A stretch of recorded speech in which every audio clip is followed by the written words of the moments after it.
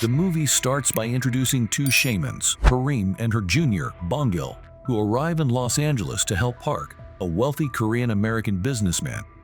They go straight to the hospital, where they meet Park's wife and learn that their newborn son suffers from a mysterious illness. Harim performs a ritual and senses the presence of Park's ancestors, especially his paralyzed father and late grandfather, whose grave remains in Korea. This unsettled spirit is causing misfortune in the family. At Park's home, Harim explains her role as a shaman, revealing how evil spirits haunt Park's family. His brother died tragically, and Park has faced multiple hardships, including his son's worsening health. She uncovers that the family is cursed due to Park's grandfather's unsettled spirit in Korea. Harim promises help, but says they need more people. Do you believe in curses and spirits? Let us know your opinions in the comments. Next, we meet Feng Shui expert Kim and his assistant, Xiao Manser, in Korea. They deal with spirits by finding peaceful resting places for the dead. Kim believes that energy, the earth, and human life are interconnected. They investigate the spirit of an old lady haunting her family, discovering her grandson kept her teeth as a memento. After returning the teeth, peace is restored. Kim and Young then meet Harim to discuss Park's situation. They discover the family's issues are tied to their land in Korea. Kim agrees to help resolve the family curse. If you're enjoying this, give us a like and subscribe. Back in Los Angeles, Park's mother disapproves of his plan to unearth his grandfather's grave, believing prayer can solve their problems. Despite her doubts, Park is set on saving his son. He travels to Korea alone, leaving his family behind, and meets with Kim to investigate his grandfather's unmarked grave, located near a mountain. Oddly, foxes linger around the grave, an ominous sign. The tombstone has no name, only numbers and incantations, raising questions about why the identity was hidden. Park explains that his grandfather was honored for contributions to the country, and the simple grave was recommended by a monk, Gi-soon, to protect it from robbers. Kim feels a dark energy around the grave and warns Park, but Park insists on continuing for his son's sake. At night, Park shares his fears with Kim, who suggests removing the dark spirit through an intense ritual. The next day, Park's aunt joins as her approval is essential for the ritual. Harim arrives, bringing ritual items, including 5 pigs for protection. She performs a powerful dance, chanting while preparing the pigs. As the ritual proceeds, Kim examines the skeleton, deciding cremation is necessary to release the spirit attached to the bones. During the digging, a worker encounters a snake with a human-like head, which he kills. The snake's scream and sudden storms add to the ominous mood. Kim advises Park to stop the cremation.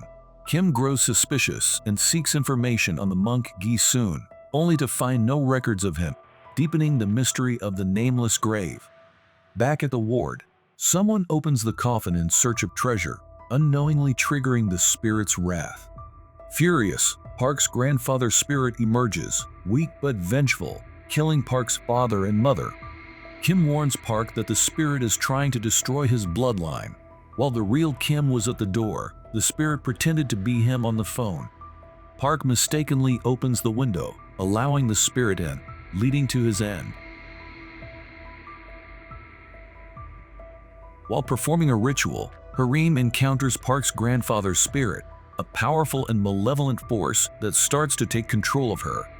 Kim realizes the only solution is to cremate the body to break the curse and free the spirit, which is still bound to the bones. However, they need permission from Grandpa's daughter, Park's aunt, as it's her father and her property. Understanding that the family's suffering won't end without this act, Kim pleads with the aunt to save her innocent grandchild. She agrees, and they burn the bones, releasing Grandpa's spirit. At last, the curse is lifted, and peace returns to the family.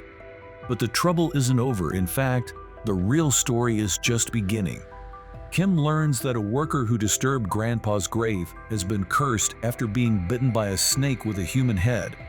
The worker explains he's dying, and that the curse began after they encountered this snake. Determined to uncover the truth, Kim returns to the grave and encounters the same human-headed snake, known as an Ana, a mysterious spirit that can be helpful or harmful. When Kim digs deeper, he and his team uncover a tall 7-foot coffin standing upright under Grandpa's grave. Stunned, Kim, Harim, Bongil, and Young work together to pull it out, puzzled by why it's buried this way. To ensure the coffin's safety overnight, they enlist a trusted man to guard it.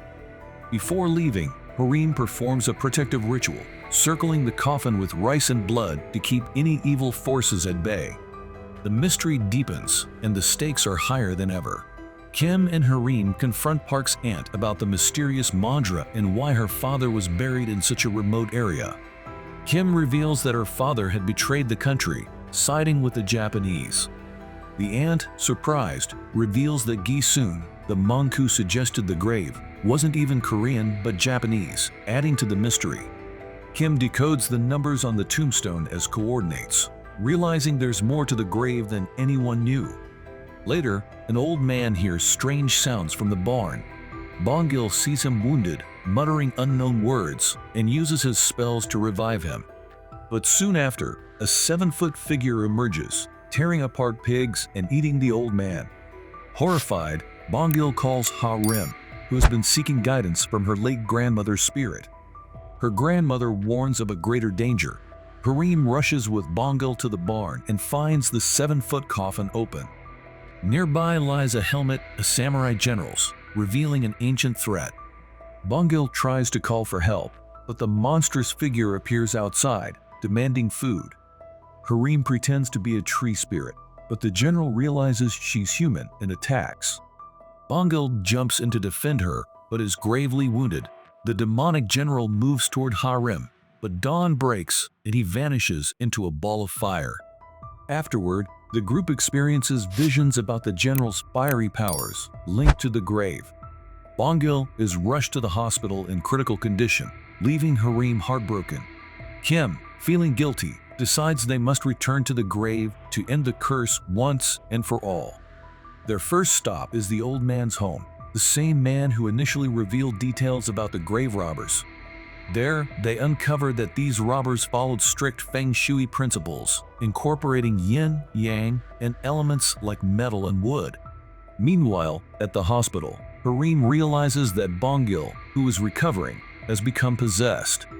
He's now a servant of the monstrous 7-foot general, a guardian of something deeply hidden within the grave, though its true nature remains a mystery. Kim digs deeper into the grave and discovers a 7-foot-tall monster sleeping within.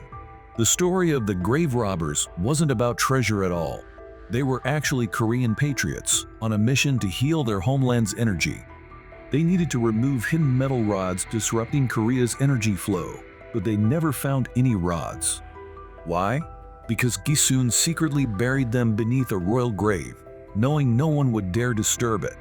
Harim's sister stays near Bongil, protecting him with spells. Kim and Young draw protective symbols on themselves. As night falls, the team devises a plan to trick the spirit known as the General, allowing Kim and Young to find the hidden rod and eliminate him using horse blood. However, they struggle to locate it, prompting Oni to reveal to Harim that this is a centuries-old battle and explain how it all began. The General senses the trap and attacks Harim, but his grandmother's spirit intervenes to protect him. Even the powerful general respects her, a legendary shaman, forcing him to retreat briefly. Meanwhile, Kara Bunny returns from the grave and nearly kills Kim, who is saved by Harim. She uses horse blood to harm the general, but it's not enough to defeat him. The general retaliates fiercely, and Kim begins experiencing visions of the general's dark history and the origins of the rods that are holding Korea back. In one vision, Kim encounters a white-faced figure, a fox spirit named Gi-sun, a powerful guardian who has kept Korea divided for generations. They realize that as long as the rods remain hidden, Korea's growth will be halted. Kim and the others uncovered that the general's body was cursed and buried with a katana forged from the tortured souls of his victims. To conceal it, Grandpa Park's grave was placed on top. Kim understands that the general's ghost itself is the final rod and that opposites neutralize each other.